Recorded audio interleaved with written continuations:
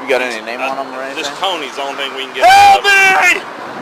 Tony! Hey, get on the ground. No, you're gonna kill me. I'm not gonna kill you. You're gonna kill me. You're gonna kill me. Alright.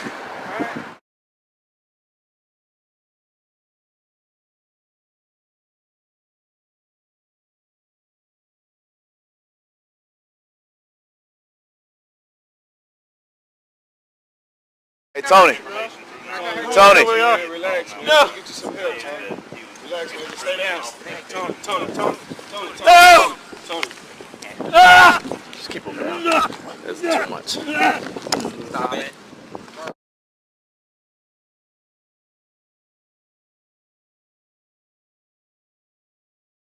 Alright. Hey, you're okay. You're okay. You're okay.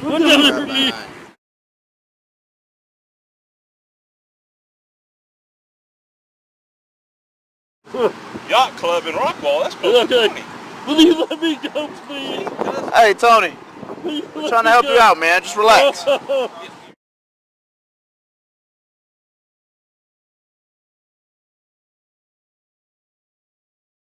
I'm gonna try to change cuffs. Okay. That way we don't have to worry about it once he's up. Yeah.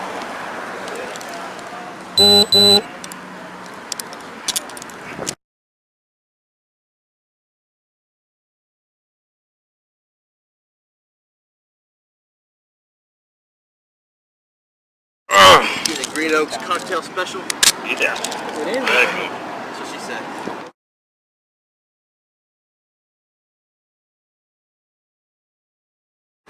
I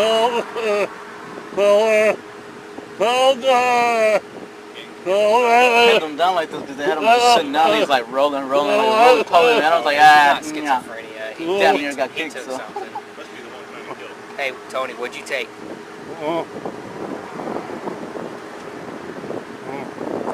Yeah, he took something. So what's the plan? HMFIC out here, sir. We're going to, if they'll strap him to a gurney, one of y'all. Well, they can both ride in the back. I'll drive the ambulance. This is not the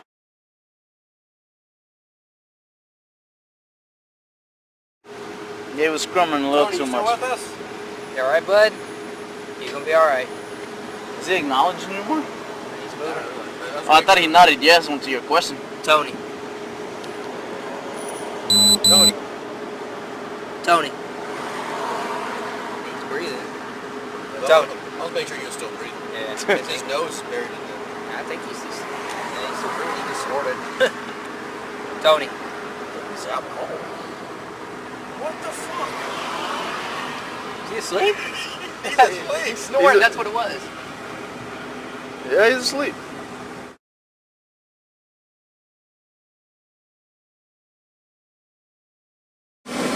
Tony. Tony! Hey, time for school. Wake up. I don't want to go to school, Mom. First day, you can't be late. Tony. We bought your new shoes for the first day of school. Come on. Made breakfast, scrambled eggs, your favorite. With waffles. Waffles. Fruity, tutti, fruity waffles. I think he's out cold now. Yeah, This might wake him up. I don't know, he just got quiet. All of a sudden, he just whoop. the Narcan. Oh, there he comes.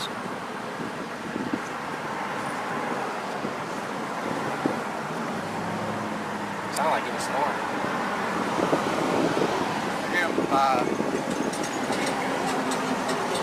Is that Narcan?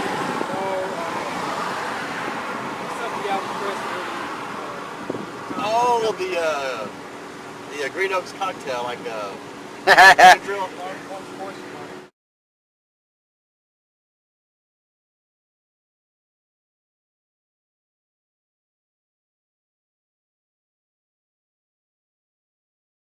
Is he knocked out or he ain't dead, is he? Nah, he just moved. Oh, okay. I think. Oh, little freak. He didn't just die down there, did he? I don't think he did. Is he breathing?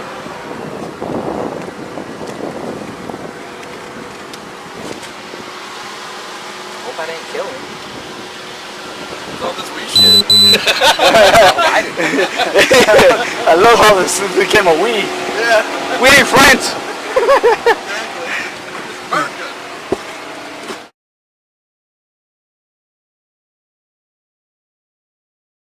Unfucking Yeah, he's not breathing. He's not breathing? Nope. Oh, shit. Fire. Oh. Nah, he ain't breathing, bro. We all put on some gloves when he's chest compressions. Fuck. He ain't breathing. So he was fighting and then just gave up. Hey, Like this. I've got his mom on the phone, and she knows all this stuff. He's dead. He's what? He's dead. Well,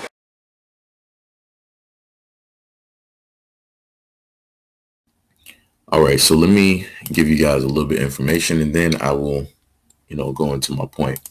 The Dallas Police Department battled with the Dallas Morning News for 3 years after the publication fought for records showing Tempa's death. On Monday, a federal judge ruled in favor of the publication and release the video records of his death. Quote, the public has a compelling interest in understanding what truly took place during the fatal exchange between the citizen and law enforcement. It all started after Tempa dialed 911 for help. Officers were dispatched to the parking lot of Dallas porn store. There, they found Tempa saying he was afraid and needed help. He told 911 operators he suffered from depression and schizophrenia and had not been taking his medication. Initially, police refused to say how a mentally ill man who called police for help ended up dead. Dallas police officers Dustin Dillard, Kevin Mansell, and Danny Vasquez, the 3 officers involved in pinning Tempa to death, were indicted by a grand jury in 2017 on charges of deadly conduct. The grand jury that indicted the officers heard 2 days of testimony. However, in March, Dallas County Attorney John Kreutz dismissed the charges. Internal Affairs records show Vasquez and Mansell were placed on paid leave in 2017. Dillard was also placed on leave in March of 2018. All 3 officers returned to active duty in April after Cruzat dismissed the charges against them. A medical examiner ruled Tempa's death a homicide. So you have a mentally ill Caucasian man who realized that, he needed some help. He realized that he was off his meds and he was mostly afraid for, I guess, in a sense, the safety of other people. And, also wanted to get some medication so that he could, continue his day to day. How, he was off his medication regardless of the point, and it really doesn't matter. The point that I'm trying to make to people here is that he did the same thing that you would have a lot of black people do, right? He would go to law enforcement, he would call them for help, and he would feel that everything is going to be okay because they're supposed to make everything okay. Everything is supposed to be all right whenever they show up, and everything is supposed to be corrected and, fixed. But obviously from the video, that's not what you saw. You saw a man laying there helpless, already handcuffed. He rolled over to get up, and then they pressed him back down on the ground. And as minutes went by, going towards the middle to the end of the video, you see him very, not talking. He's mumbling. He's uttering something. You can't even make it out. One of the police officers is like, hey, well, the problem probably is, his nose is directly in the ground. That's probably what it is. Other officers are like, he's probably sleeping and da-da-da-da. All of them in that situation didn't care. They just view it as their normal day-to-day. And, that becomes the problem when, people, when you have certain types of people in jobs, they don't really have the heart for it. People get desensitized to a lot of things. It gets to the point where people aren't even seen as human beings. They're just seen as, I guess, things. So therefore, you just treat them a certain type of way as throwaways, as you saw what happened with Mr. Tempa. who called the police for help. And notice how they killed him. And even at the end of the video of coming to the realization that he was dead, one of the officers asked, like, what? Like, he was just, I guess, shocked, or he couldn't hear. And one of the officers also noted, he was like, well, I hope, it wasn't me that killed him. It's like, well, you were there. You didn't check. You didn't do what, you were paid to do, what you're supposed to do. So this is yet again another simple video. And I shouldn't even have to do these videos to, in a sense, wake people up, because, you have a lot of people out here that tend to think that, oh, here we go again with black people crying about this supposed police violence that always happens to them. But if you look at the statistics, white people are killed and assaulted and battered by the police more than you guys. Well, realistically, that should be the case. You guys should be the poster child of police brutality. But lo and behold, you don't have white people sitting here making videos about it. You don't have white people sitting here going over the statistics really about it. You have some, but it's not a lot. And even those some that do it, people don't really pay attention to them. So now you have here a black man who both talks about the injustices that happen amongst black people, and also, bring up other people too. And I also have to tend to do videos here and there showcasing what happens to white people when they call their own people for help and they end up dead, just like black people.